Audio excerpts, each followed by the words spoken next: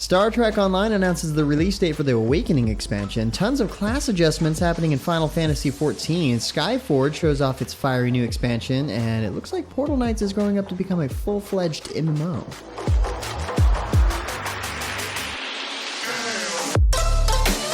What's good, everyone? James Blonde here with your weekly recap for gaming news and announcements of the week of August 2nd, 2019. First up, Skybound Games and NMC Studios kicked off Season 2 of their vehicular battle royale game Notmycar this past week on Steam. With this, players can also unlock a car inspired by Telltale's The Walking Dead for free until August 2nd, which is today, so sorry this news is a little bit late there. In Notmycar, players are dropped into a massive island where you fight for your life at high speed using a variety of vehicles. The idea is to be the last car standing. A steady trigger finger and a firm grip on the wheel are a way to win in this exciting battle royale game.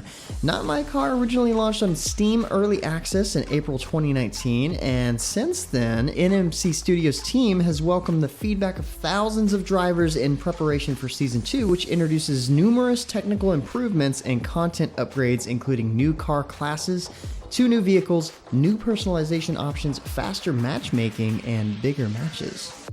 In other shooter news, Vigor, a new looter shooter set in post-war Norway, released a new update this week. Update 0.9, or AID as it's known, features tightened shooting controls and improved movement animations, food and charity boxes, the Outlanders store, and plenty more. The charity boxes let players aid other players by donating food through this new feature, and the Outlanders store offers new options for cosmetics. New female-focused game models are also available in-game to offer more options for player characters and to offer greater inclusion.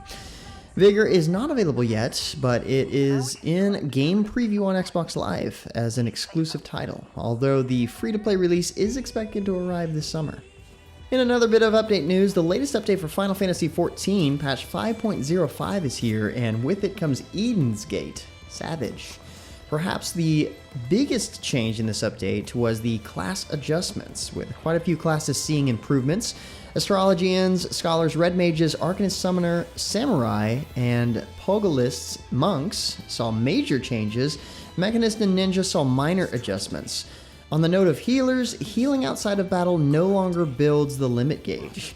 Eden's Gate is available to be registered for, and the item level requirements per encounter, of course, are 440, 445, 450, and 455. Completing a raid will see a treasure coffer drop, which contains an Eden Grace coffer. This can be used with whatever class you're equipped with at the time. A new tombstone also arrived in this update, Allegan Tombstones of Phantasmagoria. Players can only acquire 450 of them per week and 2,000 in total. Phantasmagorian tombstones can only be acquired with at least one class at level 80. They drop as additional rewards in the duty roulettes. There are, of course, bug fixes and new items to be found, as well as PvP changes. The full patch notes can be found in the description below. It's definitely a detailed update. Yuzu Games and GTArcade are getting ready for a gaming marathon next month with a goal of fighting hunger. This Hungry Heroes Marathon is in support of the World Food Program, WFP, to fight against hunger in the regions that are most vulnerable. Gaming fans will get to enjoy exclusive gameplay features and events during the week-long initiative. By joining in, they will be helping to raise crucial funding for the World Food Program. The premise is simple. The more you play, the more Yuzu donates. For the GTArcade Marathon, Yuzu has set up a team in the World Food Program app, Share the Meal. All funds raised in the hashtag GTArcade team will go towards operations supported by the Share the Meal app. There are 3 ways that you can get involved with GTArcade's Hunger Heroes event and help raise money in the fight against hunger, and those details are at the site posted at MMOHuts.com, so you're going to want to head over there to learn more. Next up, Tilting Point and Edgeworks Entertainment are bringing their terraforming mobile game, TerraGenesis, to the Microsoft Store this fall. TerraGenesis is rooted in real data and science from NASA and has a near photorealistic outer space experience. In conjunction with this, TerraGenesis has partnered with filmmaker, composer, and influencer Melody Sheep on a new video that shows off the possibilities of space exploration. A science enthusiast, Melody Sheep is known for fusing music and ideas in his videos and remixes, in addition to his famous musical tributes for legendary public figures like Neil Armstrong, Carl Sagan, Bob Ross, and more. Pretty cool collab, so I figured I'd mention it. The Astellia Online developers have a new blog post that is focused on the loyalty in cash shops. Now that the game is in closed beta 2, they introduced the cash shop into the game so that players can test it and offer feedback. It is important to note that this is the first iteration of these systems, and they are exploring new ideas and adjusting based on player insight. They discuss the differences between gems and Zender, and what you can purchase with them, as well as their price for gems, which is the real money currency. The full list of the currently available items can be seen in the blog post, as well as the in-game client, although beeswax, which is the unsold bind items, is shown, and it is an error and will not be sold for real money, just to, clarify. On a slightly similar note, Echo of Soul is bringing summer back with the return of their limited time summer event. Players can obtain suitable beach outfits and head to a sunny, beautiful island where fun quests await. Don't miss out on exploring Manta Reef, cracking coconuts, having water balloon fights, and more. Those who successfully complete a quest are rewarded with coins to purchase unique items.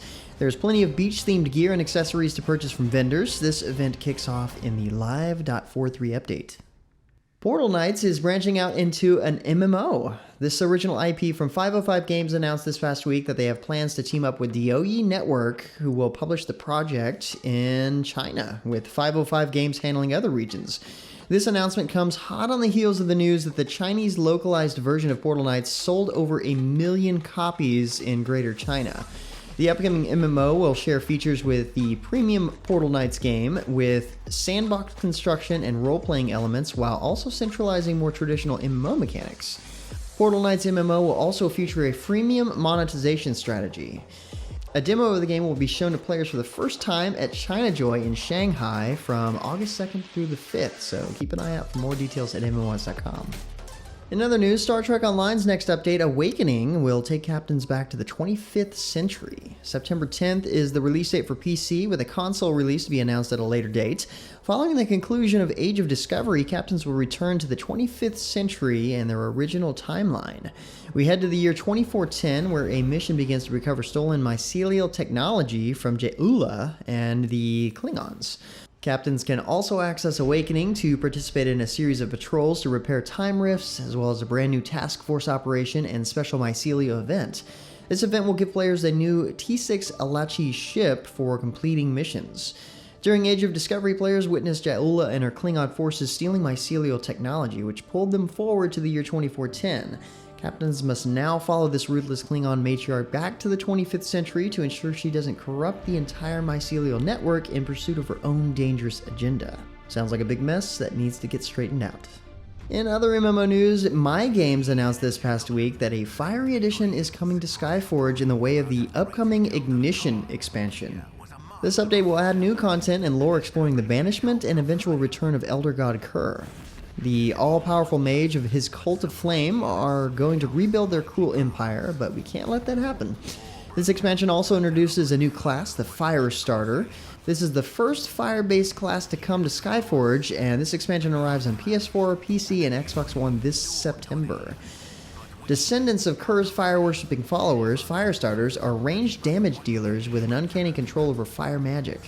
They can unleash swift, agile attacks against non-believers and have a vast assortment of pyromantic spells to deliver unto anyone that stands in their way. Starborne, a free-to-play MMORTS with over 90,000 players currently active in its open alpha, has added a third server this past week. This new server also serves to commemorate the Black Moon Supermoon that the Western Hemisphere experienced recently.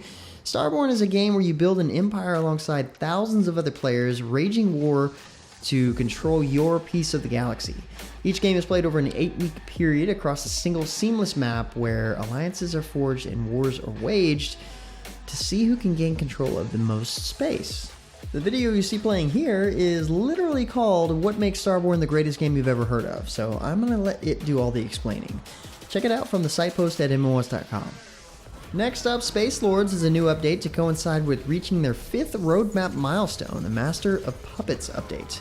This update adds 2 major changes to the game, the first being the antagonist communication system. The antagonist system has a 5th player controlling the enemy AI against 4 players, with the goal of foiling whatever mission they're on. With the antagonist communication system, antagonist players can now direct their attacks against specific characters or complete tasks during a mission, offering a greater variety of ways to stop the other players.